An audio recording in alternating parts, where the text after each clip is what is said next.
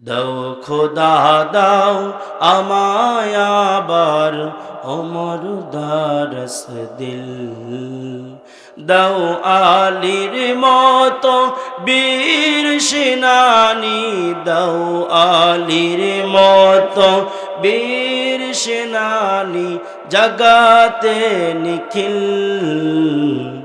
দাও খোদা দাও আমায় আবার ওমর দারস দিল। লা ইলাহা, সকলে বলো লা ইলাহা, লা ইলাহা ইল্লাল্লাহ, সুবহানাল্লাহ, আলহামদুলিল্লাহ, লা ইলাহা ইল্লাল্লাহু মুহাম্মাদুর রাসূলুল্লাহ সাল্লাল্লাহু আলাইহি ওয়াসাল্লাম। আলহামদুলিল্লাহ, ঐতিহ্যবাহী চৌকুনি উত্তরপাড়া সানাবাড়ি যুব সমাজ কর্তৃক আয়োজিত সকল মৃত ব্যক্তির রুহের মাগফিরাত কামনায় অষ্টমতম বার্ষিক ওয়াজ মাহফিল ও হালকা জিকির। আজকে মাহফিলের সম্মানিত সুযোগ্য সভাপতি জনাব মোহাম্মদ বিল্লাল হোসেন সানা, বিশিষ্ট ব্যবসায়ী, চৌকুনি বাজার, কয়রা, খুলনা। আজকে মাহফিলের প্রধান অতিথি জননেতা, খুলনা ৬ আসনের সংসদীয় ৬ আসনের সুযোগ্য এমপি সাহেব জনাব রশিদুজ্জামান মোড়ল, সম্মানিত অতিথি জনাব প্রভাষক শাহানিয়া শিকারী, চেয়ারম্যান ৩ নং মহশ্রীপুর ইউনিয়ন পরিষদ, কয়রা, খুলনা। আজকে মাহফিলের বিশেষ অতিথি জনাব হাফেজ মাওলানা মুজাহিদুল ইসলাম সাহেব, চৌকুনি উত্তরপাড়া দোতলা জামে মসজিদ ও মুহতামিম হাফিজিয়া মাদ্রাসা। আজকে মাহফিলের প্রধান বক্তা, জনপ্রিয় বক্তা, বিশিষ্ট ইসলামী চিন্তাবিদ ও সঙ্গীত শিল্পী, মিডিয়া ব্যক্তিত্ব জনাব হাফেজ মাওলানা আশিকুজ্জামান আশিকি, সাংগঠনিক সম্পাদক, বাংলাদেশ জাতীয় মুফাসসির পরিষদ, খুলনা। বিশেষ বক্তা, বিশিষ্ট ইসলামী চিন্তাবিদ, কোকিল কণ্ঠস্বর জনাব কে এম কামরুল ইসলাম, শিক্ষক, ইসলামী ফাউন্ডেশন, কয়রা, খুলনা। আমার আগেই আপনাদেরকে শৈলিত কণ্ঠে চমৎকার কোরআন হাদিসের আলোকে বাস্তবতা নিরীক্ষে চমৎকার আলোচনা করেছেন তরুণ প্রজন্মের অহংকার,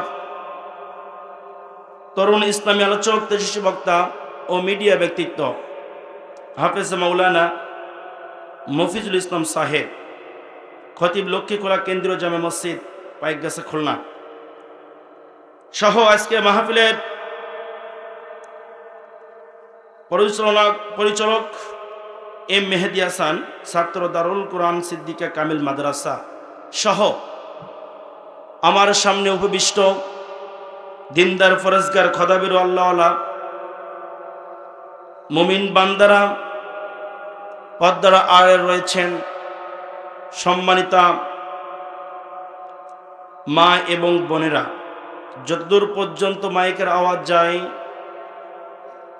সকল মুসলমান ভাই বোনদের প্রতি অন্তরের অন্তঃস্থল থেকে আবারও একবার সালাম জানাই, আসসালামু আলাইকুম রহমতুল্লাহি ওয়া বারাকাতুহু। সম্মানিত হাজিরিন, জানতে ইচ্ছা করছে আপনারা কেমন আছেন। তবে মনে হচ্ছে আপনাদের গলার কণ্ঠ শুনে মনে হচ্ছে হয় আল্লাহর সাথে আপনাদের রাগ হয়েছে, তা না হলে আপনাদের জবান হয়তো বোবা অবস্থায় রয়েছেন, তা না হলে কোনো একটা সমস্যা হয়েছে। তার কারণ মানুষ যখন ভালো থাকে, মানুষ যখন সমস্যার ভিতর থাকে, যিনি মুমিন হয়, যিনি মুসলমান হয়, সর্বসময় একজন ব্যক্তির প্রশংসা করতে হয়, তিনি কে? তো আমরা তো সে আল্লাহর প্রশংসা করতে চাই, কিন্তু সে আল্লাহর প্রশংসা করতে যে কেন আমাদের এত কার্পণ্য? মালিক ছাড়া কোনো মুমিন বান্দার কোনো উপায় আছে? মালিক ছাড়া কোনো মুসলিম বান্দার কোনো পথ কি খোলা রয়েছে? আমাদের যাওয়ার কি কোনো পথ রয়েছে? আমাদের যাওয়ার কোনো পথ নয়, আমাদের একটাই পথ, সেটা হচ্ছে মহান মালিক রব্বুল আলামিন। এই জন্য আপনাদেরকে আবারও একবার বলতেছি, আপনারা সকলে কেমন আছেন? যে মালিক আপনাকে আমাকে ভালো রাখছেন, সেই মালিকের দরবারে পা থেকে মাথা পর্যন্ত সমস্ত শক্তি কণ্ঠের গায়ে উদিত করে সকলেই সমস্বরে বীরত্ব স্বরে মুসলিম মায়ের সন্তান হিসাবে আমরা সকলেই বলছি আলহামদুলিল্লাহ। দুরূদ ও সালাম পাঠ করছি মানবতার বন্ধুর প্রতি জনাবে হযরত মুহাম্মদুর রাসূলুল্লাহ, সকলে বলছি সাল্লাল্লাহু আলাইহি ওয়াসাল্লাম। সাথে সাথে এই আলোচনার শুরুতে সেই সমস্ত বীর শ্রেষ্ঠ, সেই সমস্ত আল্লাহওয়ালা খোদাবিরু মানুষদের প্রতি আত্মার মাগফিরাত কামনা করতে চাই, যারা কোনো মানুষের বানানো কোনো ধর্মের উপরে নয়, কোনো মানুষকে খুশি করার লক্ষ্যে নয়, একমাত্র শুধুমাত্র কেবলমাত্র কোরআন, এই মহান মালিকের কোরআন অনুযায়ী জীবন চলবে, মহান মালিকের কোরআন অনুযায়ী সমাজ চলবে, রাষ্ট্র চলবে। এমনকি বাংলার নীল আকাশে কালিমার পতাকা উড্ডীন করার লক্ষ্যে যে সমস্ত মধ্যে মুজাহিদরা জীবন দিয়েছেন, তাবুকের ময়দানে, উহুদের ময়দানে, খন্দকের ময়দানে যে সমস্ত আল্লাহ তাআলার মধ্যে মুজাহিদ বান্দা বান্দিরা যারা বুকের তক্ত রক্ত পৃথিবীর জমিনে ঢেলেছেন এবং তারা প্রমাণ করে দিয়েছেন, একজন মুসলমানের বাচ্চা, একজন মুসলমানের সন্তান কখনো কোনো বাতিলের কাছে মাথা নিচু করতে পারে না, কোন নাস্তিকে মুরতাদের কাছে মাথা নিচু করতে পারে না। যারাই মুমিন ও মুসলমান খালিদ বিন ওয়ালিদের উত্তরসূরি, তারা মাথায় কাপড়ের কাপড় বেঁধে বুকে কোরআনটা জড়িয়ে রণাঙ্গনে ঝাঁপিয়ে পড়ে খোলা তরবারি হাতে নিয়ে আল্লাহর জমিনে আল্লাহর দ্বীন বাস্তবায়ন করার লক্ষ্যে যারা জীবন দিয়ে দেয়, আল্লাহ সুবহানাহু ওয়া তাআলা তাদের সকলের মৃত্যুগুলোকে শহীদের মর্যাদায় কবুল করে নিয়ে জান্নাতের উচ্চ মাকাম দান করুক, সকলে বলছে আমিন। সম্মানিত ভাইয়েরা আমার, প্রিয় বাবাজিরা আমার, সেই সমস্ত মাজলুম মুজাহিদদের জন্য আমরা মহান রব্বুল আলামিনের কাছে ফরিয়াদ জানাই, যারা এখনো পর্যন্ত লাঞ্ছিত, বঞ্চিত, অপমানিত অবস্থায় রয়েছেন, যারা এখনো পর্যন্ত ঘর ছাড়া, বিবি ছাড়া, যারা এখনো পর্যন্ত ব্যবসা প্রতিষ্ঠান ছাড়া, আপনারা যেমন ইচ্ছা করে, আপনারা যেমন আপনাদের মনের ইচ্ছার উপরে করে মন ইচ্ছাকে চেয়েছে কোরআনের মাহফিলে যাবেন, এমন ইচ্ছা পোষণ করে আপনারা কোরআনের মাহফিলে আসার নিয়াত করেছেন, আল্লাহ পৌঁছে দিয়েছেন। এরকম কোরআনের মাহফিলে অনেক মাজলুম মুজাহিদ রয়েছেন, তারা হর হামেশা আসতে পারতেছে না, যাদেরকে এই পথে কাটা বিছিয়ে দেওয়া হচ্ছে। আমরা সেই সমস্ত মাজলুম মুজাহিদদের জন্য মহান রবের কাছে ফরিয়াদ জানাই, তারা যেন তাদের আমিরিত যেন ইসলামের পথবিচল থেকে, দ্বীনের পথবিচল থেকে, কোরআনের পথবিচল থেকে জালিমদের বিরুদ্ধে অবসান ঘটিয়ে এই বাংলার নীল আকাশে কালিমার পতাকা উড্ডীন করার লক্ষ্যে আপনার আমিরিত লড়ে যাওয়ার, ইমানের পথবিচল থাকার তৌফিক দান করুক, সকলে বলছে আমিন। সম্মানিত ভাইয়েরা আমার, আপনারা কি কষ্ট পাচ্ছেন? আমার আগেই বন্ধুবার মফিজুল ইসলাম বলে গিয়েছেন যে দোকান যদি ছোট হয় আর কেনাবেচা যদি ভালো হয়, দোকানদারের তো কোনো চিন্তা থাকার কথা। একজন ব্যক্তি দোকান দেয় যে সেই দোকান থেকে কিছু লাভবান হবে, এখন দোকান ছোট বলে তার মন খারাপ লাগতেছে, অথচ যেরকম দোকান তার থেকে আরো বেশি বেশি, যে আশা করছিল তার থেকে আরো বেশি বেশি আপনার সেইখান থেকে লাভবান হচ্ছে। আপনারাই বলুন তো, সেই দোকানদার কি আপনার মনের ভিতরে কোনো খারাপ লাগা, দুঃখ লাগা, আপনার মনটাকে খারাপ লাগাতে পারে? হ্যাঁ, কারণ তার উদ্দেশ্য তো বাস্তবায়িত হচ্ছে। ঠিক আজকে মাহফিলে এটা ঐতিহ্যবাহী চৌকুন উত্তরপাড়া সেনাবাড়ি যুব সমাজ কর্তৃক আয়োজিত সকল মৃত ব্যক্তিদের রুহের মাগফিরাত কামনায় আজকে মাহফিলের আয়োজন করা হয়েছে।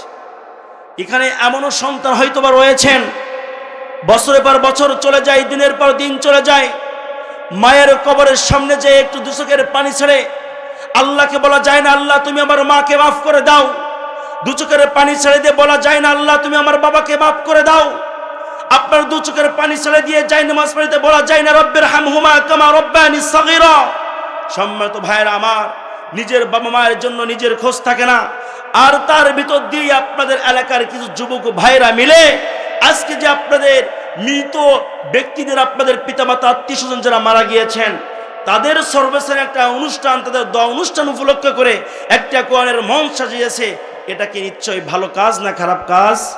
তো এই যে একটা ভালো কাজের আঞ্জাম হচ্ছে আপনার আজকে এই 8 বছর ধরে হয়ে আসতেছে, এতে কি আপনারা খুশি রয়েছেন?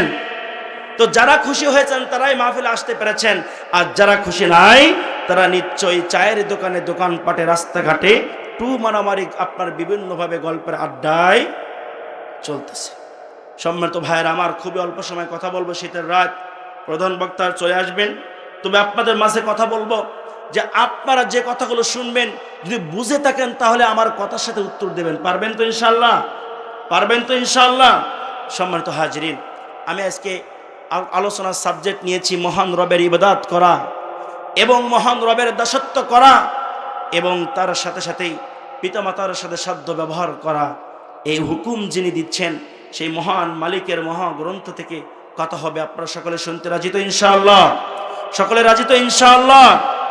সম্মানিত ভাইয়েরা আমার, রব্বুল আলামিন পবিত্র কোরআনের 17 নম্বর সূরা সূরাতুল বানি ইসরাঈলের 23 নং আয়াতের ভিতরে আল্লাহ পাক রব্বুল আলামিন সুন্দরভাবে ঘোষণা করে দিয়ে বলেন, অকাদা রাব্বুকা আল্লা তা'বুদু ইল্লা ইয়্যাহু ওয়া বিল ওয়ালিদাইনি ইহসানা। রব্বুল আলামিন বলেন, অকাদা রাব্বুক, আমি মহান রব হুকুম জারি করে দিচ্ছি, আমি মহান রব তোমাদের মাঝে হুকুম জারি করে দিলাম, আমি আল্লাহ তাআলা সিদ্ধান্ত করে দিলাম, আল্লাহ তা'বুদু, আমি ছাড়া কারোর ইবাদত করো না, ইবাদত করো না আমাকে ছাড়া, ইল্লা ইয়াহু, আমি আল্লাহ তাআলা আমার ইবাদত করো। আপনারাই বলেন তো দেখি, এই কথা যিনি ঘোষণা দিচ্ছেন তিনি কে? তাহলে আল্লাহ বলতেছেন, বান্দা শোনো, তোমরা ইবাদত করবে না আমি আল্লাহ তাআলা আমাকে ছাড়া, কারণ এটা আমি হুকুম জারি করে দিচ্ছি। এটা আমি কি করতেছি? হুকুম জারি করে দিচ্ছি। আজকে মাহফিলের প্রধান যিনি অতিথি রয়েছেন, যিনি সম্মানিত অতিথি রয়েছেন, আপনারাই বলুন তো এমপি সাহেব, আপনাদের এলাকার চেয়ারম্যান সাহেব যদি একটা কথা বলে দেয় যে অমুক ব্যক্তি যেন এই কাজটা না করে, আমি হুঁশিয়ারি বার্তা দিয়ে দিলাম এই কাজ করা যাবেই না, আপনারাই বলুন তো সেই কাজকে আপনারা করবেন? সেই কাজকে আপনারা করবেন? সেই কাজ করবেন না কেন? কারণ চেয়ারম্যান সাহেব বলে দিয়েছেন, আপনাদের চিন্তাধারা থাকে যে চেয়ারম্যান সাহেবের হাত মনে হয় অনেক দূরে। কি চেয়ারম্যান সাহেবের কি হাত অনেক লম্বা, এমপি সাহেবের হাত তো আরো তো অনেক দূর পর্যন্ত লম্বা, মন্ত্রীদের পর্যন্ত লম্বা, প্রধানমন্ত্রী পর্যন্ত লম্বা। এই জন্য আমাদের দুনিয়াবি চিন্তা থাকে, দুনিয়াবি ভয় থাকে। এই ভয়ের কারণে মানুষগুলা আল্লাহর সৃষ্টি, এই সৃষ্টি থেকে ওই সৃষ্টিকে ভয় পায়। আপনারে বলুন তো, মানুষের ভয় কি মানুষের অন্তরে থাকবে না আল্লাহর ভয় থাকবে? স্রষ্টার ভয় থাকবে না সৃষ্টির ভয় থাকবে? তাহলে যিনি আমাদের স্রষ্টা তিনি হুকুম দিচ্ছেন যে আমার বান্দারা তোমরা ইবাদত করো আমি আল্লাহ তাআলা আমার জন্য, ও আমার বান্দারা তোমরা ইবাদত করো, দাসত্ব করো আমি আল্লাহ তাআলা আমার জন্য, আমি আল্লাহ ছাড়া অন্য কোনো ব্যক্তি ইবাদত করা যাবে? সম্মানিত ভাইরা আমার, আল্লাহ পাক বলেছেন, বান্দা আমি ছাড়া তোমরা কারো ইবাদত করো না বান্দা, কারণ আমি আল্লাহ তাআলা তোমাদেরকে দুনিয়ায় পাঠিয়েছি অন্য কারো দাসত্ব করার জন্য নয়, অন্য কোনো ব্যক্তির গোলামি করার জন্য নয়, অন্য কোনো ব্যক্তির কথা শোনার জন্য নয়, অন্য কোনো ব্যক্তি হুকুম জারি করবে সেই জারি অনুযায়ী চলার জন্য নয়। আমি আল্লাহ পাক রব্বুল আলামিন ঘোষণা করে দিলাম পবিত্র কোরআনের সূরাতুল জারিয়াতের ভিতরে আল্লাহ তাআলা বলেন 56 নম্বর আয়াতের ভিতরে বলছেন, ওয়ামা খালাকতুল জিন্না ওয়াল ইনসা ইল্লা লিয়াবুদুন।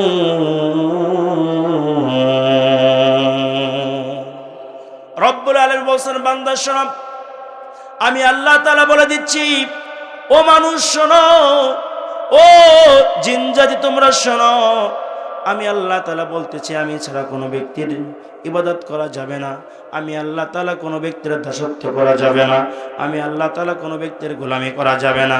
সম্মানিত ভাইরা আমার, সম্মানিত বাবাজিরা আমার, আপনাদের কাছে বলি বাবা, আজকে আপনার জীবনগুলা 3.5 হাত বডিগুলা কি আপনি আল্লাহর জন্য ব্যয় করতে পারতেছেন?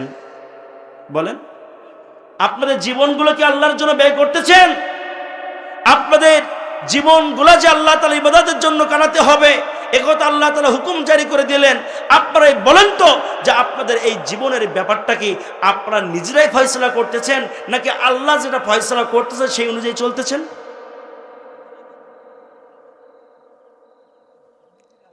এই জন্য তো আমাদের কপালের ভিতরে এই দুর্দশা।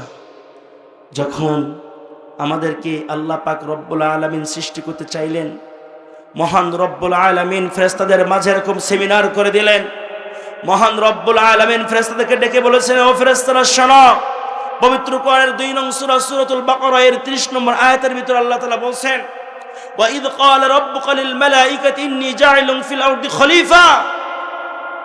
ফেরেশতারা, আমি দুনিয়ার মাঝে কিছু প্রতিনিধিত্ব নিযুক্ত করতে চাই, দুনিয়ার মাঝে খলিফা পাঠাতে চাই। ফেরেশতারা বলছেন, ও আল্লাহ, ক্বালু আতাজআলু ফিহা মান ইফসিদু ফিহা ওয়া ইয়াসফিকু দিমা। আল্লাহ, তুমি দুনিয়ার মাঝে খলিফা পাঠাইও না, তুমি দুনিয়ার মাঝে প্রতিনিধিত্ব নিযুক্ত করতে চাইলেই তো তারা দাঙ্গামা হাঙ্গামা করবে, তারা দুনিয়ার মাঝে তো বিভিন্নভাবে আপনার বেহাপনা কাজ ছড়িয়ে পড়বে, ভাই ভাইয়ের ভিতরে মারামারি করবে, আপনার আত্মীয়র ভিতরে আত্মীয় মারামারি করবে, বিভিন্নভাবে বিচ্ছেদ সৃষ্টি করে দেবে, তারা তোমার জমিনের ভিতরে বিভিন্নভাবে অপকর্ম করে বেড়াবে।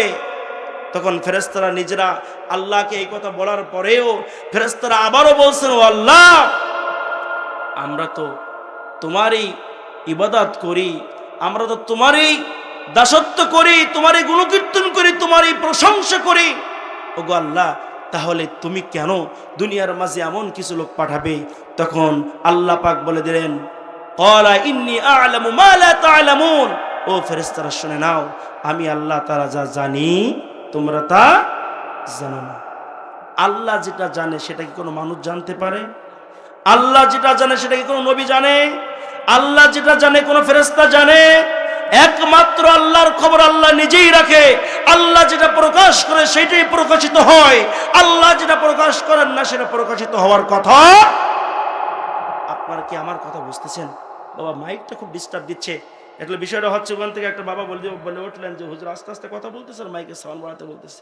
বাবা, আপনারাই বলেন যে আজকে রাত্রে যদি আমাদের এই গলাটা ভেঙে নিয়ে যায়, গত রাতের কথা বলতে যে এরকম গলাটা ভেঙে গেছে, তো আজকে কথা বলতে গিয়ে আবারও গলা ভেঙে যায়, পরের দিন রাত্রে কি করবো বলেন? এই জন্য বাবা, মাইক যদি আপনার ভালো না হয়, সার্ভিস যদি ভালো না আসে, কথা দূর থেকে যদি কথা ভালো না টানে, এর জন্য বক্তাদের খুবই সমস্যায় পড়তে হয়, তার সাথে সাথে শ্রোতা যারা থাকে তাদেরও রাগ হয়। তো যাই হোক, আল্লাহ তাআলা যেটা ব্যবস্থা করেছেন আলহামদুলিল্লাহ, সকলে বলে আলহামদুলিল্লাহ। তো সম্মানিত ভাইরা আমার, যে কথা বলতেছিলাম, রব্বুল আলামিন বলছে ইবাদত করো আমার জন্য। আপনারাই বলছেন যে হুজুর আমরা কিন্তু আল্লাহর ইবাদত ওইভাবে করতে পারি না। মহান রব্বুল আলামিন যেভাবে ঘোষণা করে দিয়ে বলেন, আমার ভাইয়েরা আমার প্রিয় বাবাজিরা আমার শুনে নেন, আজকে দেখেন আমরা দুনিয়ার মাঝে যা কিছু করি না কেন নিজের খেয়াল খুশি মতো করতেছি। আমরা হয়তো মনে করতেছি ইবাদত হয়তো নামাজ, আমরা হয়তো মনে করতেছি ইবাদত হয়তো রোজা, আমরা মনে করতেছি ইবাদত হয়তো আপনার যাকাত, আমরা মনে করতেছি ইবাদত হয়তো আপনার দান সদকা। আপনারাই বলেন তো, শুধুমাত্র কি এইগুলো কি ইবাদত? শুধুমাত্র কি এইগুলো কি ইবাদত? দুনিয়ার মাঝে আমরা যা কিছু করি না কেন, আমাদের হওয়া থেকে মৃত্যু পর্যন্ত আমরা যা কিছু বই করি না কেন, আমরা যা কিছু বলি না কেন, একটা কিতাব অনুযায়ী হবে, সেটা হচ্ছে পবিত্র আল কোরআন। আর এই কোরআনের ভিতরে মহান রব্বুল আলামিনের কথা আর মহান রবের কথা ছাড়া অন্য কোনোভাবেই পথ চললেই পরে আমাদের জীবন ধ্বংসের পথে নিমজ্জিত হয়ে যাবে। কথা কোন ঠিক কিনা? সম্মানিত ভাইরা আমার, প্রিয় বাবাজিরা আমার, দেখেন আমরা দুনিয়ার মাঝে আমরা এই মানুষগুলা প্রতিদিন 4-5 ওয়াক্ত নামাজ পড়ি। নামাজের ভিতরে আমরা কমসে কম করে 17 রাকাত করে আমরা ফরজ পড়ি, সুন্নাত দিয়ার ভেতরে দিয়ে, আর ফরজ দিয়ে 34 বার করে আমরা নামাজ পড়ি। আপনার 34 বারে আপনার সূরা ফাতিহা পড়ি, আর 34 বারের ভিতরে আমরা বলি ইয়্যাকা না'বুদু ওয়া ইয়্যাকা নাস্তাঈন। ওগো মালিক, আমরা কেবলমাত্র তোমার ইবাদত করি। ওগো মালিক, আমরা কেবলমাত্র তোমার দাসত্ব করি, তোমার কাছে সাহায্য চাই। আমরা প্রতিদিন মসজিদের ভিতরে বলে আসি, আল্লাহ আমরা তোমার ইবাদত করি, তোমার দাসত্ব করি, তোমার গোলামি করি। ও মালিক গো, আমরা তোমার সাথে সাহায্য চাই, তুমি আমাদেরকে সাহায্য দাও। আমরা যেটা নামাজের ভিতরে বলে আসলাম আল্লাহর কাছে, আমরা কি নামাজ পড়ার পরে যখন মসজিদের বাইরে বের হই তখন কি আল্লাহর কাছে সাহায্য চাই না মানুষের কাছে সাহায্য চাই? কার কাছে সাহায্য চাই? নামাজের ভিতরে বললাম আল্লাহ আমরা তোমার কাছে সাহায্য চাই, আর বাইরে এসে মানুষের কাছে সাহায্য চাওয়ার জন্য হাত পেতে দেই, মানুষের কাছে মাথা নত করে দেই। নামাজের ভিতরে বলে দিলাম আল্লাহ আমরা তোমার ইবাদত করি, আর বাইরে এসে আমরা বলি না ঠিক আছে নেতাজি, আপনি যেটা বলবেন সেটাই হবে, আপনি যেভাবে বলবেন সেইভাবেই আমরা চলবো। আমরা এমনভাবে কিন্তু আমরা কথা বলে থাকি। প্রিয় বাবাজিরা আমার, প্রিয় ভাইরা আমার, যদি এমনভাবে জীবনটা গড়ে তাহলে বিশ্বাস করেন যে মুত্তাকির দাবি নিয়ে আল্লাহর ঘরে যাচ্ছেন, আপনি মুত্তাকির দাবি নিয়ে আল্লাহর ঘরে যেতে পারেন। কিন্তু যখনই আপনি মসজিদের ভিতরে ইয়্যাকা না'বুদু ওয়া ইয়্যাকা নাস্তাঈনের প্রতিশ্রুতি দিলেন, এই প্রতিশ্রুতি দেওয়ার পরে বাইরে এসে যখন আপনার মানুষকে আপনি নেতা হিসেবে মেনে আপনি নেতাকে যখন বললেন যে নেতা আপনি যেটা বলবেন সেটাই শুনবো, নেতা আমাকে একটু সাহায্য করেন, দুনিয়ার মানুষ আমাকে সাহায্য করেন, যখনই আপনার অন্যের প্রতি ওই কথার সাথে মিল না থাকবে, নামাজের ভিতরের কথা যদি বাইরের সাথে মিল না থাকে, মনে রাখেন মৌখিক শুধু আপনি মুত্তাকি ব্যক্তি বলে দাবি করতে পারেন, কিন্তু আল্লাহর কোরআন বলে যে আপনি হচ্ছেন একজন টাটকা মুনাফিক। মুনাফিকের খাসলত তো হচ্ছে মিথ্যা বলা, ওয়াদা করা। তো নামাজের ভিতরে আমরা ওয়াদা করে আসলাম, নামাজের ভিতরে যে কথাটা বলে আসলাম, বাইরে যে আমরা অন্য কাজ করতেছি, বাইরে এসে আমরা সেটা ভঙ্গ করে দিচ্ছি, তাহলে আপনারাই বলুন তো যাদের ভিতরে এই স্বভাবটা থাকবে তারা কি ভালো লোক না মুনাফিক? বলেন তারা কি মুনাফিক নাকি? আর মুনাফিকের স্থান হবে কোথায় শুনুন। রব্বুল আলামিন পবিত্র কোরআনের 4 নং সূরা সূরাতুন নিসায়ের 45 নম্বর আয়াতের ভিতরে আল্লাহ তাআলা বলেন ইন্নাল মুনাফিকিনা ফিদ দারকিল আসফালি মিনান নার।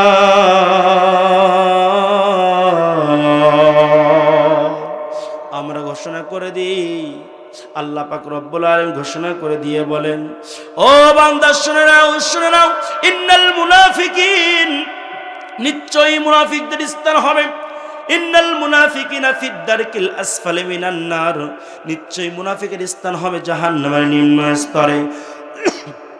ও বাবাজি, যদি জাহান্নামের নিম্ন স্তরে মুনাফিকদের স্থান থাকে, আপনারাই বলুন তো তাহলে কাফেরদের স্থান কোথায় থাকবে? আপনার নিশ্চয়ই জীবন মুনাফিকদের স্থান জাহান্নামের নিচে থাকবে, আর তার উপরেই থাকবে কাফেররা। তাহলে বোঝা গেল আপনার সমাজের ভিতরে কাফেরের থেকেও আরো মুনাফিক সব থেকে নিকৃষ্ট, ঠিক কিনা? সম্মানিত ভাইরা আমার, প্রিয় বাবাজিরা আমার, আপনি যদি বলেন হুজুর আমি খ্রিস্টানদের ভিতরে মুনাফিক খোঁজ করব, আপনি কি মুনাফিক পাবেন? মুনাফিক কি পাবেন? যদি বলেন যে হুজুর আমি হিন্দুদের ভিতরে মুনাফিক খোঁজ করব, আপনি কি মুনাফিক পাবেন? যদি বলেন হুজুর আমি বৌদ্ধদের ভিতরে মুনাফিক খোঁজ করব, আপনি কি মুনাফিক পাবেন? মুনাফিক পাওয়া কি সম্ভব? কিন্তু আপনি যদি বলেন যে হুজুর আমি হচ্ছে মুসলমানদের ভিতরে মুনাফিক খুঁজতে চাই, তাহলে এখনই আপনার সঠিক জায়গায় আসা হয়েছে, সঠিক কথা বলা হয়েছে। কারণ হিন্দু বৌদ্ধ খ্রিস্টান তাদের ভিতরে মুনাফিক নাই, আপনার মুনাফিক হচ্ছে আমাদের মুসলমানের বাচ্চাদের ভিতরে। কথা কোন ঠিক কিনা? আজকে সমাজের মাঝে সব থেকে কলুষিত হয়ে যাচ্ছে। আজকে আমাদের সমাজের মাঝে সমাজটা ধ্বংস হয়ে যাওয়ার মূল কারণ হচ্ছে মুনাফিক ব্যক্তিগুলা। কারণ তারা মুখে বলে একরকম, অন্তরে করে অন্তর ভাবে আরেক রকম, আর কার্যক্ষেত্রে করে আরেক রকম। সমাজের মাঝে এর কথা ওর মাঝে আপনার গিরিঙ্গি লাগিয়ে দেয়, আপনার বিভিন্নভাবে মিথ্যা আরোপ করে কথা কথা বলে, আপনার বিভিন্নভাবে অর্ধভঙ্গ করে, একজনের শাল আরেকজনের পাশায় ঢুকিয়ে দেয়। এমনভাবে মানুষগুলা সমাজের মাঝে আপনার মানুষের সম্পর্ক বিচ্ছেদ করার জন্য, একে অন্যের ক্ষতি করার জন্য মানুষগুলা কিন্তু ছুটে চলে। আর সম্মানিত ভাইয়ের আমার, প্রিয় বাবাজিরা আমার, এমন ভাব এমন মনোভাব যার ভিতরে থাকবে, মনে করে নেবেন সেই ব্যক্তি হচ্ছে টাটকা নির্ভেজাল মুনাফিক। কারণ আপনারা শুনেছেন আব্দুল্লাহ বিন উবাইয়ের কথা, রাসূলের পিছনে নামাজ পড়তো লম্বা পাঞ্জাবি গায়ে দিয়ে, রাসূলের পিছনে নামাজ পড়তো জুব্বা পাঞ্জাবি গায়ে দিয়ে পড়তো, মাথার ভিতরে আপনার লম্বা পাকড়ি থাকতো। কিন্তু আব্দুল্লাহ বিন উবাই নামাজ পড়লো, পাকড়ি মাথায় দিল, রাসূলের পেছনে নামাজ দাঁড়িয়ে নামাজ পড়লো, কিন্তু সে ব্যক্তির স্থান জাহান্নামে কেন হলো? এর কারণটা হচ্ছে এই জন্য, সে ব্যক্তি হচ্ছে রাসূল যেটা বলতো, রাসূলের কথাগুলো কাফেরদের সাথে যে বলতো, এবং রাসূলের কথাগুলা বুদ্ধি কথাগুলা আপনার যুদ্ধের ময়দানের আপনার কিভাবে কাফেরদেরকে আপনার হারাতে হবে, কিভাবে ইসলামটাকে জয়যুক্ত করতে হবে যে পরামর্শ করত, এটা হচ্ছে আব্দুল্লাহ বিন উবাই শুনতো। শোনার পরে কাফেরদের সাথে সেটা শেয়ার করে দিত। এই জন্য মুসলমানদের ভিতরে বিচ্ছেদ সৃষ্টি করে দেওয়ার চেষ্টা করত। সে ব্যক্তি মুসলমানদের কিছু কিছু কানে কানে আপনার কথা, একজনের কথা আরেকজনের কাছে পুশ করে করে দিয়ে 300 জন পর্যন্ত সাহাবীদেরকে ভাগিয়ে নিয়েছিল। এই জন্য আপনার আব্দুল্লাহ বিন ইবনে উবাই যখন আপনার দুনিয়ার মাঝ থেকে চির বিদায় নিয়ে চলে গেলেন, যখন রাসূল সাল্লাল্লাহু আলাইহি ওয়াসাল্লাম জানাজার জন্য প্রস্তুতি গ্রহণ করছিলেন, যখন রাসূল সাল্লাল্লাহু আলাইহি ওয়াসাল্লাম তার জন্য দোয়া করতেছিলেন, তখনই আল্লাহ পাক রব্বুল আলামিন বলেছিলেন, ইস্তাগফিরু লাহুম আও লা তাস্তাগফিরু লাকুম। ও আমার বান্দা, ও আমার নবী, শুনে নেন, আব্দুল্লাহ বিন উবাইয়ের জন্য তুমি নবী যদি 70 বার পর্যন্ত দোয়া করো, একবার নয়, 2 বার নয়, 70 বার পর্যন্ত দোয়া করো, আমি নবী ঘোষণা করে দিলাম, আমি আল্লাহ তাআলা মুনাফিকের দোয়া নবী তোমার মুখ থেকে আমি কবুল করব না। আল্লাহু আকবার। তাহলে আজকে আমাদের সমাজের মাঝে মানুষগুলো নামাজ পড়তেছি, আমার কথা থেকে মনোযোগ আছে তো আপনাদের? সমাজের মাঝে মানুষগুলো নামাজ আদায় করতেছে, আবার দেখেন সামনের কাতারের ভিতরে নামাজ আদায় করে, আবার দেখবেন হুজুরের পিছনে নামাজ আদায় করে, নামাজের ভিতরে বলে ইয়াকা না'বুদু ওয়া ইয়াকা নাস্তাঈন, নামাজের ভিতরে বলে ইহদিনাস সিরাতাল মুস্তাকিম, সরল সঠিক পথ দেখাও আল্লাহ। ও মালিক, তুমি যদি সরল সঠিক পথ না দেখাও গো মালিক, আমরা কোথায় যে যাব? কারণ মালিক তুমি তো আমার রব, তুমি তো আমার মালিক। ও মালিক, তুমি আমাদেরকে সরল সঠিক পথ দেখাও। ও মালিক, তুমি আমাকে সাহায্য করো। এখন সাহায্য করবে না কেন? তুমি সাহায্য করবে না কারণ আমরা তোমার ইবাদত করি। ইয়াকা না'বুদু, ও মালিক আমরা তোমার ইবাদত করি, আর ইবাদত যেহেতু করি সে তোমাকে সাহায্য করতেই হবে, সে তুমি আমাকে সাহায্য করবা। নামাজের ভিতরে একরকম বললাম, বাইরে এসে আরেক রকম করলাম। আপনারাই বলুন তো, এইরকম নামাজি কখনো কি জান্নাতি হতে পারবে? বলেন, হতে কি পারবে? সম্মানিত ভাইরা আমার, প্রিয় বাবাজিরা আমার, গভীর মনোযোগ দিয়ে একটু শ্রবণ করার চেষ্টা করুন। আজকে আমাদের সমাজের মাঝে নামাজ মানুষগুলা মসজিদের ভিতরে যে আপনারা সুন্দরভাবে কথা বলে দেয়, ও ভাতিজা তুমি কাতার বাঁকা করে দাঁড়িও না গো ভাতিজা, ও ভাই তুমি কাতার বাঁকা করে দাঁড়িও না। কারণ কি বিশ্বনবী বলেছেন কাতার বাঁকা করে দাঁড়ায় নামাজ হয় না। কিন্তু এই বুড়ুকুল্লু যে নামাজ পড়তে আসার আগেই বৃষ্টির সময় যখনই আপনার বিলের ভিতরে আপনার জমিনের ভিতরে যখন ধান রোয়ার, পাতা রোয়ার, যখন ধান গাছ রোয়ার যখন সময় চলে আসে, আগে এই জমিটাকে খুব সুন্দর করে আপনার রোয়ার উপযোগী করতে হয়। সেই সময় যে আপনার এই চাচা আপনার ভাতিজার জমি আপনার আলটা আঁকা বাঁকা করে দিল, ভাতিজার জমি নিজের ভিতরে ঢুকায় নিল, নিজের জমিনটাকে আরো প্রশস্ত করে নিল, ভাতিজার জমিনটাকে আরো কমায় দিল। আপনারাই বলুন, এই আপনার চাচা যে যদি ভাতিজাকে বলে ভাতিজা কাতার সোজা না করলে কিন্তু নামাজ হয় না, আপনারাই বলুন তো এইরকম মুনাফিক মার্কা চাচার কথা কি ওই ভাতিজা শুনবে? এবং ওই কথা অনুযায়ী কোনো আমল কি হবে? কোনো মূল্য থাকবে? সম্মানিত ভাইরা আমার, প্রিয় বাবাজিরা আমার, আমি আপনাদেরকে যে কথা বোঝাচ্ছিলাম, আল্লাহর ইবাদত যদি করতে হয় তাহলে আল্লাহর হুকুম অনুযায়ী করতে হবে। আল্লাহর ইবাদত যদি করতে হয় আল্লাহ তাআলা যে কোয়ালিটি বলেছেন, যে কায়দায় করতে বলেছেন সেই কায়দায় করতে হবে। যদি আল্লাহ তাআলার হুকুম সঠিকভাবে যদি আমরা ইবাদত সঠিকভাবে না মানতে পারি, সঠিকভাবে যদি আমরা আদায় করতে না পারি, আমরা মৌখিক দাবি দ্বারা যা কিছু করব না কেন এই দাবি দ্বারা কোনো কাজে আসবে। সম্মানিত ভাইরা আমার, প্রিয় বাবাজিরা, আমরা গভীর মনোযোগ দিয়ে শুনুন। আল্লাহ পাক তাহলে বলেন, ওয়াকাদা রাব্বুকা আল্লা তা'বুদু ইল্লা ইয়াহু, ইবাদত করো না আমি আল্লাহ আমাকে ছাড়া। তাহলে আজকে থেকে আমরা চিন্তা করব, মালিক যেটা বলেছে সেটা করব, মালিক যেটা নিষেধ করেছে সেটা করব না, মালিক যে পথ অবলম্বন করতে বলেছেন সেই পথ অবলম্বন করব, রাসূল যেটা করেছেন জীবদ্দশায় সেটা অনুসরণ করে চলব। রাসূলের অনুসরণ যদি অন্তরে না থাকে, রাসূলের অনুসরণ যদি বাস্তব প্র্যাকটিক্যালে না থাকে, শুধুই যতই বলেন না কেন আল্লাহর হুকুম মানি, যতই বলুন না কেন রাসূল আমার নেতা বিশ্ব নবী, আপনারাই বলুন তো দেখি আপনার মানুষের এই অন্তরের দাবি দ্বারা কি সে মুমিন হতে পারবে? হতে কি পারবে? সম্মানিত ভাইরা আমার, প্রিয় বাবাজিরা আমার, তাহলে আমরা আজকে থেকে একটা প্রতিজ্ঞা করলাম, আমরা আর কখনো কোনো ব্যক্তির জমিন ফাঁকি দেব না, আমরা কখনো কোনো ব্যক্তিকে অন্যায়ভাবে বিভিন্নভাবে জেল জরিমানা দেব না। কারণ রাসূল বলেছেন, আল মুসলিমু মান সালিমাল মুসলিমুনা মিন লিসানি ওয়া ইয়াদি, রাসূল বলেছেন প্রকৃত মুসলমান ওই ব্যক্তি যার হাত ও মুখের দ্বারা অপর মুসলমান শান্তি পেয়ে যায়। আপনারাই বলুন তো, আপনার পাশের বাড়ির ব্যক্তির দ্বারা, আপনার এলাকার চেয়ারম্যানের দ্বারা, আপনার এলাকার এমপির দ্বারা, আপনার এলাকার মেম্বারের দ্বারা, আপনার প্রতিবেশীর দ্বারা আপনার ক্ষতি হয় কি হয় না? কথা বলেন, হয় কি হয় না? এরাই ক্ষতি করবে আর এরা এসে সমাজের মাঝে বড় নেতৃত্ব দেবে। সম্মানিত ভাইরা আমার, যদি এমন ভাবে জীবন চলতে থাকে আর এমন নেতার পিছনে আপনি ছুটতে থাকেন, এমন সমাজের পিছনে আপনি ছুটতে থাকেন, আপনার ইহ জগৎ শেষ হয়ে যাবে, পরজ জগৎ আপনার ধ্বংসের পথ হয়ে যাবে। তো রাসূল বলেছেন, আল মারউ মা মান আহাব্বা, যার সাথে তার মহব্বত তার সাথে তার কিয়ামত। এখন আপনার নমুসুন্দর যদি আপনার মহব্বতের ব্যক্তি হয়, আপনার যদি ভোটচোর যদি আপনার মহব্বতের ব্যক্তি হয়, আপনার এই বলুন তো আপনি কি যারা আপনার আল্লাহওয়ালা ব্যক্তি, যারা আলেম সমাজ, তাদের সাথে উঠবেন না ভোটচোরের সাথে উঠবেন? সম্মানিত ভাইরা আমার, প্রিয় বাবাজিরা আমার, আমরা খেতে চাই ভালো, বাজার করে দেব না, বাড়ি যে বউকে ধরে পিটাবো। যেমন ভাবে বাজার না করলে খাওয়া যায় না, যতই পিটানি পিটা দাও না কেন বউ কিন্তু বাবার বাড়ির থেকে এনে দেবে না।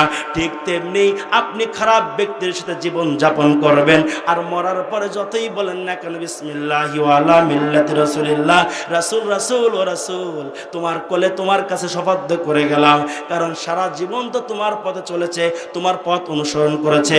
ও রাসূল তুমি গ্রহণ করে নাও, ও রাসূল তুমি গ্রহণ করে নাও। আপনারা এই যত ভাবে যদি আপনার মুখের দাবি দ্বারা এমন ভাবে কোনো ব্যক্তি যদি কবরস্থ করে আর সেই ব্যক্তি যদি রাসূলের বিরুদ্ধে আচরণ করে জীবদ্দশায়, আপনারাই বলুন তো সেই ব্যক্তিকে কি রাসূল গ্রহণ করবে? গ্রহণ কি করবে? সামান্যতম একটা উদাহরণ দিয়ে আমি সামনের দিকে আগাচ্ছি। মনে করেন যে আপনি একটা আওয়ামী লীগ করেন, অথবা আরেকজন ব্যক্তি বিএনপি করেন, অথবা অন্য কোনো দল করে, দুইটা দল।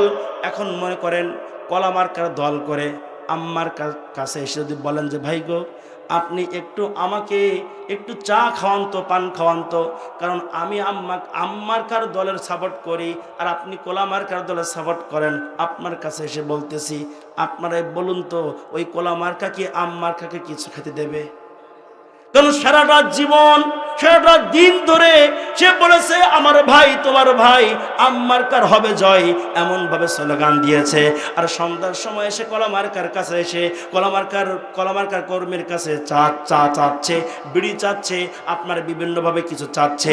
আপনারা বলুন তো সেই ব্যক্তি যেমন দেবে না, তাহলে আপনি সারা জীবন ধরে এই কোরআনের বিরুদ্ধে আচরণ করলেন, আর মরার পরে বললেন রাসূল আপনার পথে শপথ করে গেলাম, আপনার কাছে শপথ করলাম, আপনি একটু আপনার এই উম্মতকে গ্রহণ করুন। গ্রহণ করবে। আরো একটা কথা বলি, সম্মানিত ভাইরা আমার, যখন একটা কমিটি গঠন হয়, একটা দলের জন্য, একটা সংগঠনের যখন একটা কমিটি গঠন হয়, এই যে পদ পদবি দেয় যারা কর্মঠ ব্যক্তি, যারা দলের জন্য কাজ করতে পারে, তাদেরকে দেয়। ভাই গেছে কোথায়? মাইকি সমস্যা আছে তো? জি,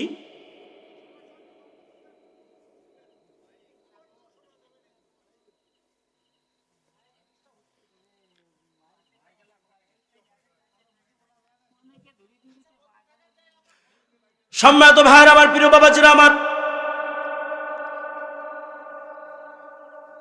আমি ওটা বলছি না, পিছন থেকে একটা ব্যাট সাউন্ড আসছে, দেখছেন? ওই আমি ওইটাই বলছি।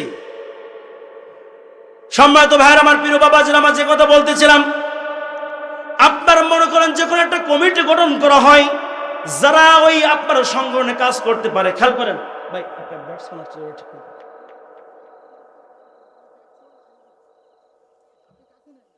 সম্মানিত ভাইরা আমার, প্রিয় বাবাজিরা আমার, খেয়াল করে শুনুন, একটা কমিটি যখন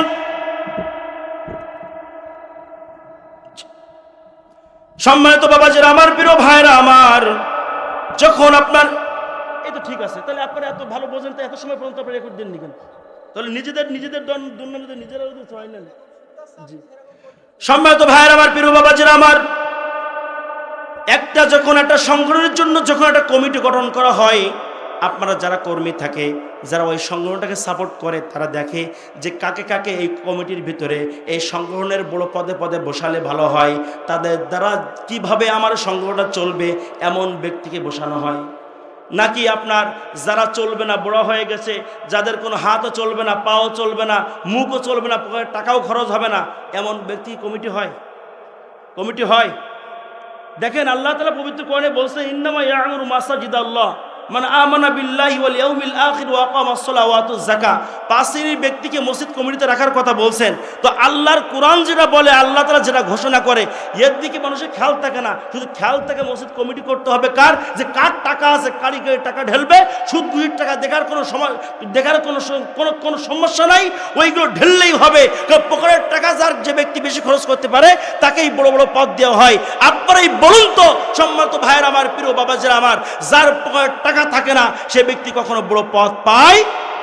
তাহলে আমার কথা হচ্ছে, যে ব্যক্তি কোরআনের পথে জীবন চালালো না, যে ব্যক্তি কোরআন অনুযায়ী জীবন গড়ল না, সে ব্যক্তি যদি আপনার দুনিয়ার মাঝ থেকে মারা যায়, সেই ব্যক্তিকে রাসূল যেভাবে গ্রহণ করবে না, ঠিক তেমনি রাসূল যদি গ্রহণ না করে, আমার আল্লাহ পাক রব্বুল আলামিন সেই ব্যক্তিকেও আপনার সঠিক বান্দা বলে ঘোষণাও করবে।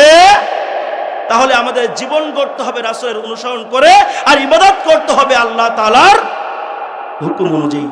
সম্মানিত ভাইরা আমার, প্রিয় বাবাজিরা আমার, আল্লাহ পাক রব্বুল আলামিন পবিত্র কোরআনের 17 নম্বর সূরা, সূরাতুল বানী ইসরাঈলের আপনার 23 নম্বর আয়াতের মাঝ অংশে আল্লাহ তাআলা বলছেন, অকদা রাব্বুকা আল্লা তা'বুদু ইল্লা ইয়াহু।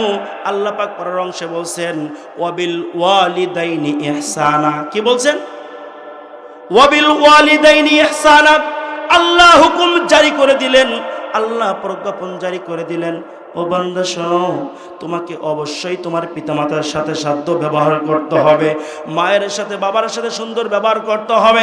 শুধু সুন্দর ব্যবহার এভাবে করলে হবে না। আল্লাহ তাআলা বলছেন, ও বান্দা শুনে নাও, ফালা তাকুল্লাহুমা। আল্লাহ পাক রব্বুল আলামিন বলছেন, ক্বাদা রাব্বুকা আল্লা তা'বুদু ইল্লা ইয়াহু ওয়া বিল ওয়ালিদাইনি ইহসানা। আল্লাহ বলছেন, ইম্মা ইয়াবলুগান্না, যখন তোমাদের জীবিত অবস্থায় তোমাদের যদি বৃদ্ধ বাবা থাকে, যদি বৃদ্ধ বাবা মা দুইজনের একজন থাকে অথবা দুইজন থাকে, ইম্মা ইয়াবলুগান্না ইনদাকাল কিবারা আহাদুহুমা আও কিলাহুমা ফালা তাকুল্লাহুমা। আল্লাহ পাক ঘোষণা করে দিয়ে বলেন, বান্দা, ও বান্দা শুনে নাও, উফি ওয়ালা তানহারহুমা, কখনো তোমার পিতামাতার সাথে তুমি এমন আচরণ করো না যে আচরণ করলেই পরে তোমার পিতামাতা কষ্ট পেয়ে যায়। কারণ আমার আল্লাহ পাক রব্বুল আলামিন বলছেন, বান্দা শোনো, ও বান্দা, যদি তোমার পিতামাতা কষ্ট পেয়ে যায়, আমি আল্লাহ তাআলা কষ্ট পাই। রাসূল বলেছে, রিদল রব্বি ফি রিদল ওয়ালিদি ওয়া সাকাতুর রব্বি ফি সাকাতিল ওয়ালিদাইন। রাসূল বলেছেন, ও আমার উম্মতরা শোনো, যদি কোনো বান্দা কোনো বান্দি যদি তাদের পিতামাতার সাথে খারাপ ব্যবহার করে, তাহলে আল্লাহ পাক রব্বুল আলামিন কষ্ট পেয়ে যায়। এবং কোনো বান্দা কোনো বান্দি যদি পিতামাতার সাথে সুন্দর আচরণ করে, তাহলে আল্লাহ পাক বলেছেন, তাহলে তাহলে আমি আল্লাহ তাআলা খুশি হয়ে যাই। আপনারাই বলুন তো আমাদের পিতামাতার সাথে ভালো ব্যবহার করা। ও শুআইব, ও আম্মার, ও বিলাল রাদিয়াল্লাহু তাআলা আনহু, শোনো শোনো শোনো, দেরি করো না, তোমরা দেরি করো না, এক্ষুনি তোমরা বিলাল, এক্ষুনি তোমরা আলকামার বাড়ির দিকে চলে যাও। আলকামা দেখো মুমূর্ষ অবস্থায় রয়েছে, দেখো সে কোন অবস্থায় রয়েছে, তাকে কালিমার তালকিন দিতে থাকো। বিশ্বনবী সাল্লাল্লাহু আলাইহি ওয়াসাল্লাম ঘোষণা করে দিলেন। ঘোষণা করে দেওয়ার পরে শুআইব, আম্মার, বিলাল রাদিয়াল্লাহু তাআলা দেরি করলেন না, সাথে সাথেই আপনার আলকামার বাড়ির দিকে রওনা হলেন। তার বাড়িতে যে আপনার অনেকবার চেষ্টা করলেন, বারংবার চেষ্টা করলেন আলকামার জবান থেকে আপনার কালিমা শাহাদা বের করার জন্য, বারংবার চেষ্টা করলেন জালিমার মুখ, আলকামার মুখ থেকে কালিমা শাহাদা বের হোক, কিন্তু কোনোভাবেই কোনো মতেই আপনার কালিমা বের করতে পারে না, কোনো মতেই কোনোভাবেই তার জবান থেকে কোনো কথা বের হয় না। এমন যখন অবস্থা দেখলেন, তখনই আপনার বিলাল, আম্মার, শুআইব তার সিদ্ধান্ত নিয়ে আপনার একজন ব্যক্তিকে রাসূল সাল্লাল্লাহু আলাইহি ওয়াসাল্লামের কাছে পাঠালেন। বললেন, যাও যাও, ও আমার জৈনক ভাই, রাসূলের কাছে যেয়ে বলো আপনার সাহাবী আলকামা, শুআইব, আম্মার, তাদেরকে পাঠালেন, আর তাদেরকে পাঠালেন আলকামার বাড়িতে, কিন্তু আলকামার জবান থেকে কথা বের হয় না। এখন কি করব?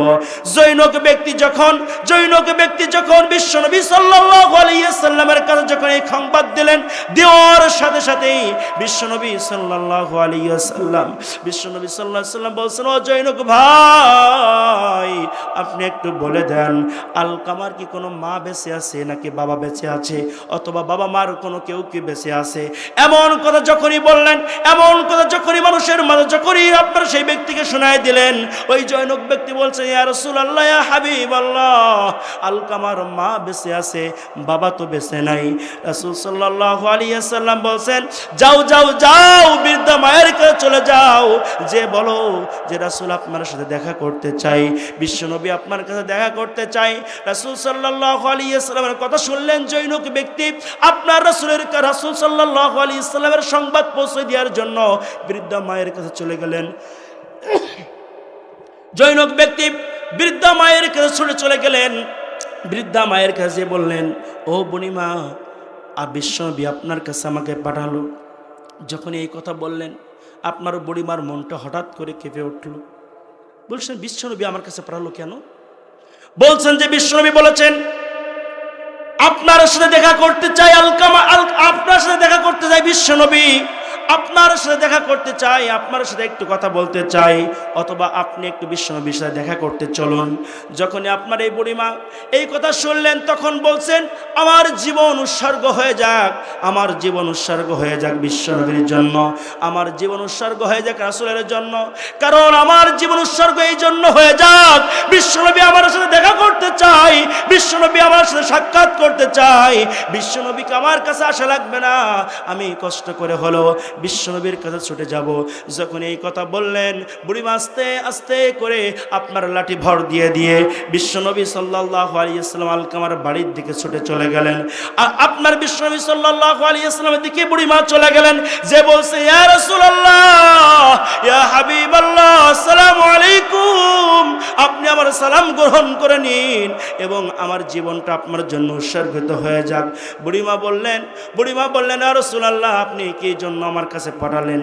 তখন বিশ্বনবী সাল্লাল্লাহু আলাইহি ওয়াসাল্লাম বলছেন, বুড়িমা গো, আপনার কাছে একটা কথা জানতে চাই, আপনার কাছে একটা কথা বলতে চাই। যদি আপনি মিথ্যা কথা বলেন, তাহলে আল্লাহ তাআলা কিন্তু ওহীর মাধ্যম দিয়ে আমার কাছে আপনার জিবরাইল আলাইহিস সালাম সত্য কথা, যেটা সত্য সেটা আমার কাছে পৌঁছায় দেবেন। যখন এই কথা বললেন, বুড়িমা বললেন, ইয়া রাসূলুল্লাহ, আমি মিথ্যা আপনার সাথে বলবো না, আপনি বলুন তো কি জানতে চাচ্ছেন? তখনই আপনার বিশ্বনবী বলছেন, বুড়িমা আপনি বলুন তো আলকামা কি হয়? কি হয়? আলকামা কি হয়?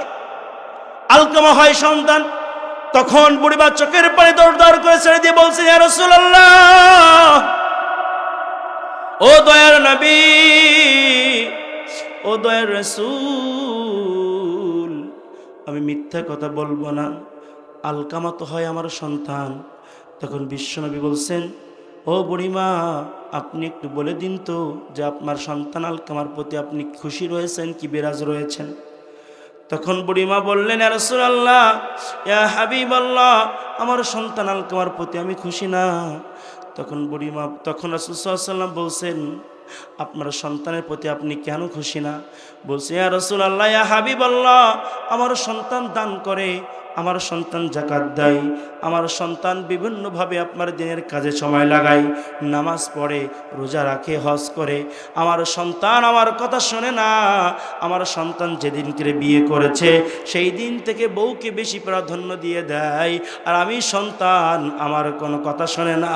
এই জন্য আমি মা, আমার সন্তান আলকামার প্রতি আমি অসন্তুষ্ট হয়েছি। আজ সমাজের ভিতরে এরকম সন্তান আমাদের ভিতরে আছে না নাই? উচিত কথা বলবো কি, বেজার হলে আমার কি, বউ আসিলে মা হয়ে যাইছি, বউ আসিলে মা হয়ে যাইছি। বউকে রাখে পালঙ্গেতে, মা ঘুমায় সেরা পাটিতে, বউকে রাখে পালঙ্গেতে, মা ঘুমায় সেরা পাটিতে। মায়ের জন্য নাই রে ওষুধ, বউয়ের জন্য আনো ঘি, বউ আসিলে মা হয়ে যাইছি। আছে না নাই? মায়ের কোনো ঔষধ জোটে না, কিন্তু বউ যখন যেটা বলে তখন সেটা সন্তান আদায় করে দেয়। এমন ছেলে, এমন ব্যক্তি আমাদের সমাজের ভিতরে আমার মনে হয় আমাদের ওই দিকে পাওয়া যাবে, আপনাদের ভিতরে একটাও নাই। আছে? একটি বার কি চিন্তা করেছেন বাবা? একটি বার কি স্মরণ করেছেন সেই দিনের কথা, যেদিন আপনার মায়ের গর্ভে আপনি ছিলেন? যেদিন আপনার মায়ের গর্ভে আপনি ছিলেন, আপনার মা কত কষ্ট করেছে, আপনার মা প্রসব বেদনায় ছটফট করেছে, আপনার মা কত কষ্ট করেছে, আপনি কি একটা বার কি চিন্তা করে দেখেছেন? হয়তো আমরা এখন চিন্তা করে দেখিনি, আমরা বুঝতে পারিনি। কিন্তু বাবাজি, আপনাদের কাছে বলতে চাই, এখানে সন্তান আছে কার কার? একটু হাত দেখান তো। এইখানে নয়, আপনার সন্তান আছে কার কার? সন্তান হয়েছে কার কার? সকলের হয়েছে। বাবা, আমি যখন আমার মায়ের গর্ভে ছিলাম, আমার মা কত কষ্ট করেছে এটা আমি দেখতে পারি নাই। দেখতে পেয়েছিলাম, কিন্তু আমার সন্তান যখন আমার স্ত্রীর গর্ভে গিয়েছে, আমার সন্তান যখন আমার স্ত্রীর গর্ভে গিয়েছে, ও বাবা, এই কথা বলো না বাবা, সেই শুরু থেকে ভাই, শুরু থেকে মাঠের ভিতরে কথা বলা, শুরুর ভিতরে মাঠের ভিতরে এ ও কথা বলা, এটা কিন্তু কানাঘুষি, এটা কিন্তু দৃষ্টি একবার যদি আপনার অন্যদিকে চলে যায়, মনোযোগ নষ্ট হয়ে যায়। আর মনোযোগ নষ্ট হয়ে গেলেই ওয়াজের কিন্তু আপনার সেইভাবে আপনার তাল না আসলে ভালো লাগে না। বলতেও যদি ভালো না লাগে তাহলে আপনাদের শুনতে ভালো লাগবে কিভাবে? জি সম্মানিত ভাইয়ের, আমার প্রিয় বাবাজির, আমার যে কথা বলতেছেন ওটা খেয়াল করে শুনুন। আমি যখন আমার মায়ের গর্ভে ছিলাম তখন আমি জানতে পারি নাই, বুঝতে পারি নাই যে আমার মা কত কষ্ট করেছে।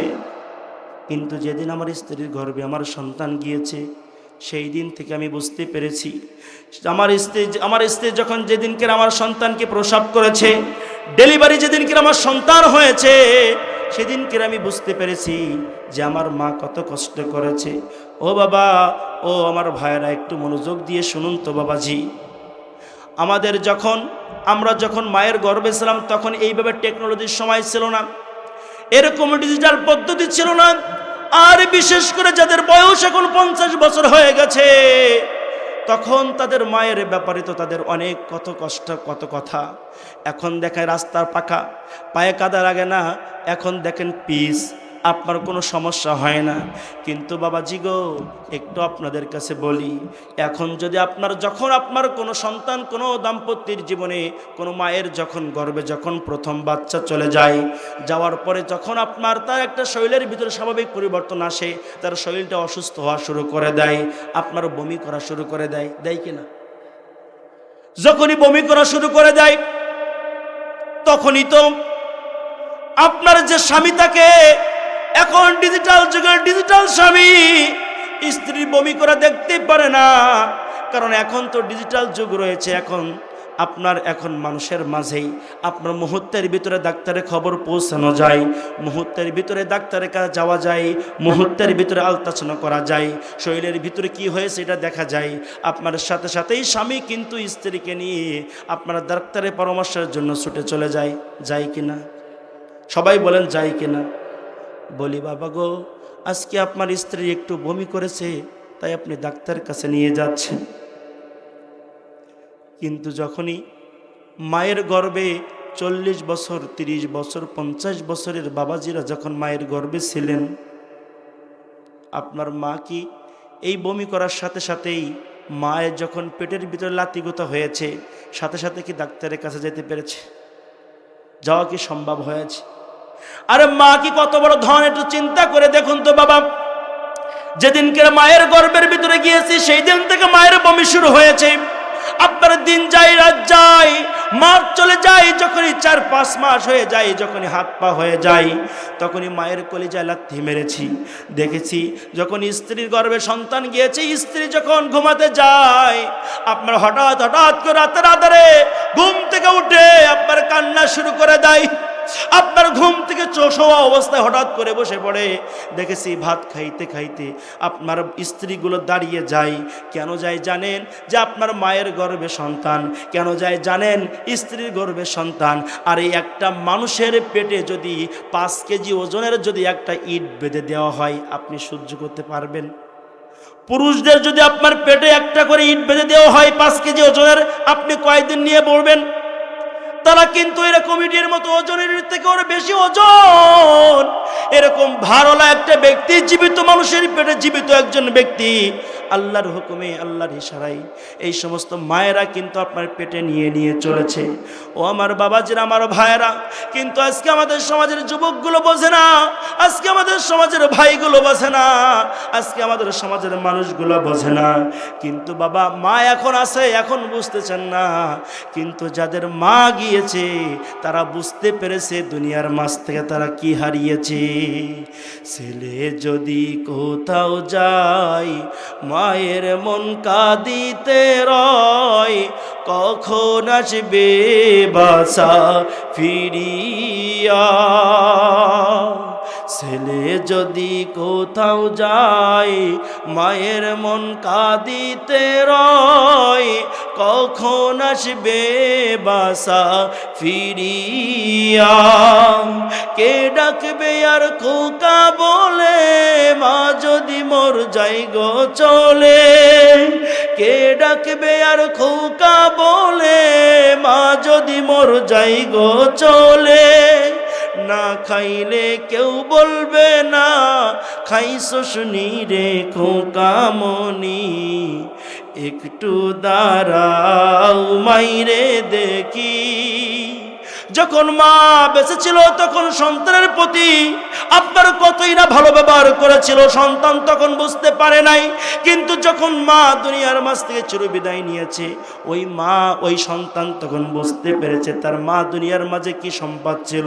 ও আমার বাবাজিরা, ভাইরা, যে কথা বলতেছিলাম আমি, আলকামার মাকে যখন বললেন, ও বুড়ি মা, আপনি মাফ করে দেন আপনার সন্তানকে, তখন বলছেন, না না রাসূল, আমার সন্তানকে আমি মাফ করতে পারবো না। আমার সন্তান আমাকে অনেক কষ্ট দিয়েছে, আমার সন্তান আমাকে অনেক দুঃখ দিয়েছে, ও হুজুর আমি মাফ করতে পারবো না। বিশ্বনবী সাল্লাল্লাহু আলাইহি ওয়াসাল্লাম বলছেন, ও আম্মার, ও শুআইব, বিলাল, যাও যাও যাও, এক মুহূর্তের জন্য তুমি দেরি করো না, পাহাড় থেকে তুমি কাঠ নিয়ে আসো, কাঠ নিয়ে আসো, কাঠ নিয়ে আসো। তখন বুড়িমা বললেন, তখন বুড়িমা বিশ্বনবী সাল্লাল্লাহু আলাইহি ওয়াসাল্লাম জিজ্ঞাসা করলেন, ইয়া রাসূলুল্লাহ, ইয়া হাবিবাল্লাহ, আপনি একটু বলে দিন তো, আপনি যে সাহাবীদের কাঠ আনতে বলতেছেন, এই কাঠ আপনি কি করবেন? যখন এই কথা বললেন, বিশ্বনবী বলছেন, আপনার সন্তান আলকামাকে জ্বালিয়ে পুড়িয়ে দেব। যখন এই কথা বললেন, তখন বুড়িমা চোখের পানি দরদর করে ছেড়ে দিয়ে বলছেন, ও রাসূল, ও দয়ার নবী, আমার সন্তান আলকামাকে যদি আপনি আমার সামনে যদি পুড়িয়ে মেরে দেন, ও রাসূলুল্লাহ, আমি সহ্য করতে পারবো না, আমি সহ্য করতে পারবো না। এর আগেই কিন্তু জানানোর আগেই বুড়িমা মাফ করতে চাইনি, দুঃখ ছিল, কষ্ট ছিল। কিন্তু সন্তানকে যখনই পুড়িয়ে ফেলতে চেয়েছে, পুড়িয়ে মারতে চেয়েছে, তখনই কিন্তু আপনার 1 সেকেন্ডও দেরি করে নাই। লিল্লাহি তাকবীর, লিল্লাহি তাকবীর। প্রধান বক্তার আগমন, শুভেচ্ছায় স্বাগতম, লিল্লাহি তাকবীর। সম্মানিত ভাইরা, আমার প্রিয় বাবাজিরা, আমার যে কথা বলতেছিলাম, আপনার বুড়িমা 1 সেকেন্ড দেরি করেন নাই, বলছেন, ইয়া রাসূলুল্লাহ, ইয়া হাবিবাল্লাহ, আমার সন্তান আলকামাকে আমি পেটে ধারণ করেছি, আমি গর্ভে ধারণ করেছি, কিভাবে আমার সন্তানকে এভাবে যদি আপনি মেরে দেন, আমার সন্তানকে যদি আপনি জ্বালিয়ে দেন, আমি বুড়িমা সহ্য করতে পারবো না। ও বুড়িমা, আমি সহ্য করতে পারবো না। আমার সন্তানকে আপনি মেরে দিয়েন না, আমার সন্তানকে আপনি জ্বালিয়েন না। এই কথা বলার সঙ্গে সঙ্গে রাসূল সাল্লাল্লাহু আলাইহি ওয়াসাল্লাম বলছেন, বুড়িমা গো, যদি আপনার সন্তানকে যদি আপনি না মাফ করে দেন, তাহলে কিয়ামতের ময়দানে আল্লাহ পাক রব্বুল আলামিন এর থেকে আরো বেশি সাজা দেবে। এর থেকে আরো বেশি কি করবে? সাজা দেবে। তখন বুড়িমা বলছে, ইয়া রাসূলুল্লাহ, ইয়া হাবিবাল্লাহ, ও দয়ার নবী, ও দয়ার রাসূল, ইয়া রাসূলুল্লাহ, আমি উপস্থিত সকল জনতাকে সাক্ষ্য রেখে বলছি, আমি আল্লাহকে সাক্ষ্য রেখে বলছি, ইয়া রাসূল, আমি আপনাকে সাক্ষ্য রেখে বলছি, এই মুহূর্তে আমি এই মুহূর্তে আলকামার প্রতি খুশি হয়ে গেলাম। যখন এই কথা বুড়িমা বলে দিলেন, রাসূল সাল্লাল্লাহু আলাইহি ওয়াসাল্লাম বলছেন, যাও তো যাও, ও বিলাল, ও আম্মার, ও শুআইব, দেরি করো না, একটু যাও আলকামার বাড়ির দিকে যাও, দেখো তো আলকামা কালিমা পড়তে পারে কিনা, তাকে কালিমার তালকিন দিতে থাকো। আপনার এই কথা যখনই বললেন, বলার সাথে সাথেই আপনার আলকামার বাড়ির দিকে শুআইব, আম্মার, বিলাল ছুটে চলে গেলেন। ছুটে যাওয়ার সাথে সাথে তার বাড়ির পাশ থেকে একটা শব্দ বের হয়ে আসলেন, আশহাদু আল্লা ইলাহা ইল্লাল্লাহু ওয়া আশহাদু আন্না মুহাম্মাদান আবদুহু ওয়া রাসূলুহু। চিল্লাবেন আল্লাহু আকবার। এর আগেই কিন্তু আলকামাকে কালিমার তালকিন দিতে থাকলেন, তখন মা ছিল অসন্তুষ্ট। আর এখন আপনার মা মাফ করে দিয়েছে, বাড়িতে যাওয়ার আগেই আল্লাহ তাআলা আলকামার জবান খুলে দিয়েছে এবং নিজে থেকেই সেই কালিমা শাহাদা পড়তে পেরেছে। আমি আপনাদের কাছে জানতে চাই, যদি আমাদের পিতামাতার সাথে এমন ব্যবহার করি, এমন আচরণ করি, তাহলে আমাদের সাথেও এমন হতে পারে কিনা? রাসূল বলেছেন, প্রধানমন্ত্রী চলে আসছেন, দেরি করবো না, 2-5 মিনিট ছেড়ে যাচ্ছি। রাসূল বলেছেন, হুমা জান্নাতুকা ওয়া নারুকা, পিতামাতা তোমার হয় জান্নাত, তা না হলে পিতামাতা তোমার জাহান্নাম। রাসূল বলেছেন, আল জান্নাতু তাহতা আকদামিল উম্মাহাত, মায়ের পদতলে সন্তানের ভেস্ট। ও আমার চৌকুনি মহল্লার সকল তাহুদি জনতা, আপনাদের কাছে বলতে চাই, যদি আপনার মায়ের সাথে এমন খারাপ অবস্থা থাকে, আপনার যদি মায়ের সাথে যদি আপনার এমন বিভীষিকাময় যদি ব্যবহার হয়ে থাকে, যদি মা যদি বেঁচে থাকে, বাবা যদি বেঁচে থাকে, আজকে যে বাড়ি যে মাফ সে নিয়েন, আপনি মা যদি মাফ না করে আর এইভাবে যদি আপনি মারা যান, হয়তো হতে পারে আপনার ইহকালও ধ্বংসের মুখে পড়েছেন এবং আপনার পরকালও আপনার নাজাতের জন্য যথেষ্ট হবে না। ওই পরকালটাই আপনাকে বরবাদ হয়ে আপনি জাহান্নামে নিক্ষিপ্ত হবেন। আর যাদের মা মারা গেছে, যাদের বাবা মারা গেছে, আমি বলি ভাই গো, বলি বাবাজি গো, মায়ের কবরের পাশে যে একটু হাত তুলে দোয়া করেন। হাত তুলে দোয়া যদি না করতে পারেন, তাহলে আপনার মতো হতভাগা সন্তান আর নাই। কারণ আল্লাহ পাক রব্বুল আলামিন কত সুন্দরভাবে পবিত্র করেন। 17 নম্বর সূরাতুল বানি ইসরাঈলের 24 নম্বর আয়াতের ভিতরে আল্লাহ তাআলা বলেন, আখফিদ লাহুমা জানাহাদ যুল্লি মিনার রাহমা। আল্লাহ তাআলা বলেছেন, আমি আল্লাহ তাআলা আমি ঘোষণা করে দিলাম, তোমার মাকে, তোমার বাবাকে তুমি এমনভাবে তুলে নাও, তোমার ডানার ভিতরে এমনভাবে তুলে নাও, যখনই একটা মুরগির বাচ্চা, যখনই আপনার একটা মুরগি যখন তা দেওয়ার পরে ডিম থেকে যখন বাচ্চা বের হয়, আপনারা দেখছেন যখন উপর দিয়ে কাক ওড়ে, যখন উপর দিয়ে আপনার চিল ওড়ে, যখন চিল কাকে যখন সৌ মারে, তখন বাচ্চারা আপনারা দেখতে পাইলেই দৌড়ায় যায় কোথায়? মুরগির ডানার ভিতরে চলে যায়। মুরগি জানে যে আমি মা আমার ডানার ভিতরে আসলেই আমার বাচ্চাগুলা আপনার আর চিলে খেতে পারবে না, আমার বাচ্চাগুলা কাকা খেতে পারবে না। আর বাচ্চারাও মনে করে মায়ের ডানার ভিতরে, মায়ের আসলে ঢুকতে পারলেই আমার আর কোন দুনিয়ার মাঝে বিপদ হবে না। এই জন্য আল্লাহ তাআলা বলেছেন, তোমার আখফিদু লাহুমা জানাহাদ যুল, তোমার মায়ের সাথে তোমার বাবার সাথে সুন্দর আচরণের পাশাপাশি তোমার মায়ের প্রতি তুমি রহমতের ডানা বিছিয়ে দাও এবং তোমার মায়ের জন্য, তোমার বাবার জন্য এমনভাবে দোয়া করো, রব্বির হামহুমা কামা রব্বায়ানি সগীরা, তোমার মায়ের জন্য তোমার বাবার জন্য এমন ভাবে দোয়া করো, ওগো আল্লাহ তাআলা আমার বাবা মা আমাকে শৈশবে যেমন করে কোলে তুলে নিয়েছিল, ওগো আল্লাহ তাআলা তুমি আমার বাবা মাকে তুমি তোমার রহমতের কোলে তুলে নাও। এই দোয়া যিনি শেখাচ্ছেন তিনি কে? তাহলে আমরা পারবো তো আমাদের পিতামাতার খেদমত করতে? আমরা পারবো তো আল্লাহর হুকুম মানতে? আমরা পারবো তো বিশ্বনবী সাল্লাল্লাহু আলাইহি ওয়াসাল্লাম অনুসরণ করে চলতে? আল্লাহ তাআলা যেন আমাকে আপনাকে সকলকে সেই তৌফিক দান করেন। সকলে বলছে আমিন। ওয়া মা আলাইনা ইল্লাল বালাগ। আসসালামু আলাইকুম ওয়া রাহমাতুল্লাহ।